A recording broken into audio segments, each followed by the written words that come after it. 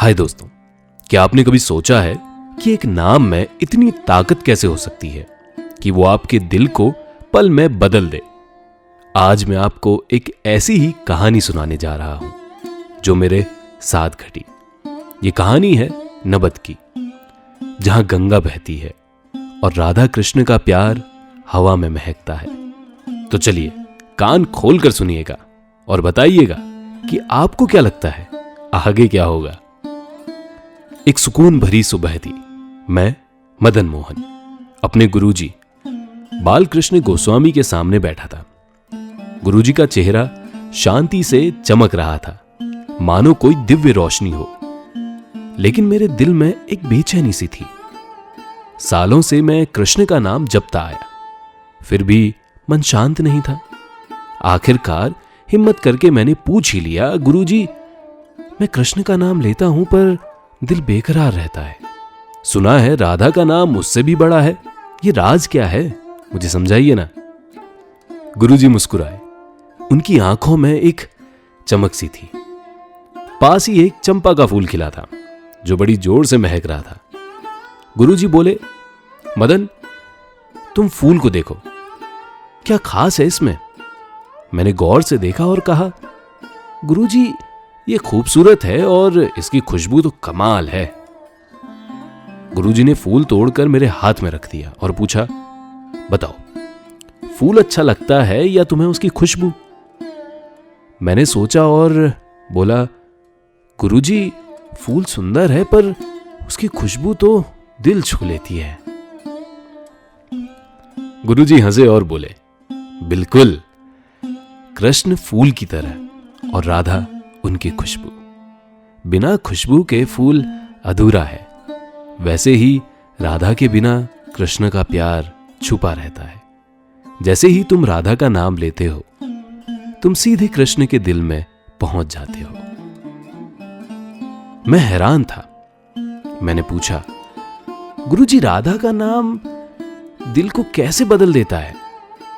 गुरुजी की आवाज में भक्ति झलकने लगी। वो बोले, मदन, राधा का नाम भक्ति की सांस है। कृष्ण को बुलाओ तो वो अपनी मर्जी से आते हैं, पर राधा को बुलाओ तो कृष्ण मजबूर हो जाते हैं और उन्हें आना ही पड़ता है। मेरी आंखें चौड़ी हो गई। ऐसा क्यों गुरुजी? वो बोले, क्योंकि राधा का प्यार कृष्ण पर हुकूमत करता है। जैसे नदी समंदर की ओर बहती है, वैसे ही राधा का नाम जहां गूंजता है, कृष्ण का दिल वहां खींचा चला आता है।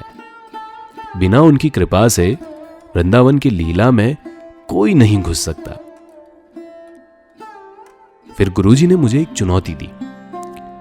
बोले, आज रात राधा का नाम जपो, कृष्ण का नहीं, और देखो क्या होता है। मैंने हां कह दी। रात को मैंने ध्यान लगाया।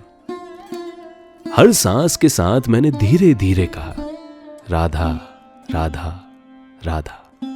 और दोस्तों, कुछ ही देर में मेरे दिल में एक अजीब सी मिठास छा गई।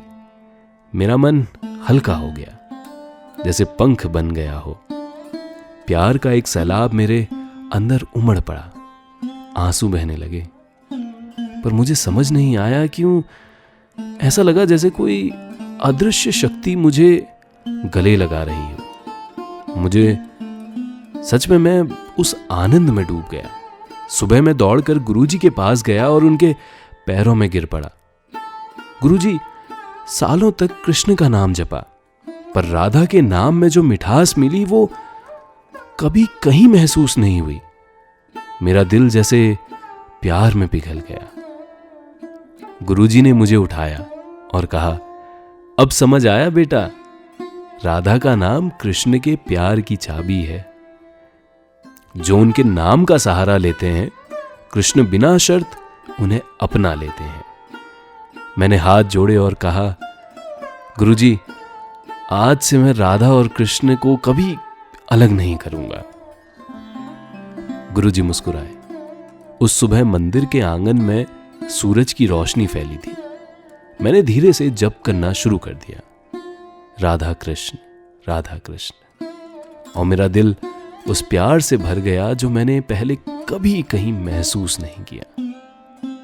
उस दिन से मुझे समझ आ गया, कृष्ण के दिल का रास्ता राधा के नाम से होते हुए जाता है।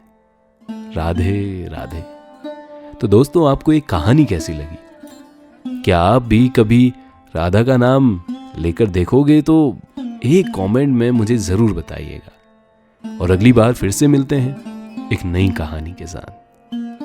राधे राधे।